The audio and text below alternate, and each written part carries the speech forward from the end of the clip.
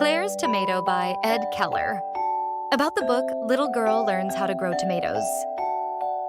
Young Clare is full of questions, including about the food she eats.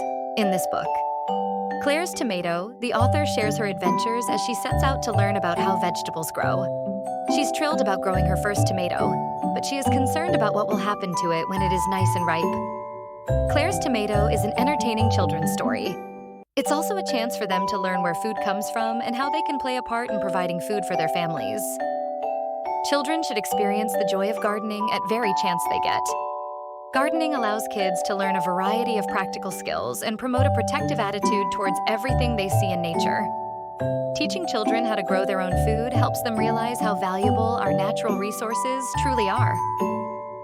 Having organic, homegrown produce in their backyard that rely on their daily care and dedication instill a sense of responsibility and accountability.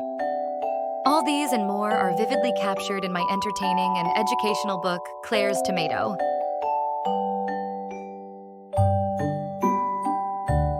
Get a copy of Clare's Tomato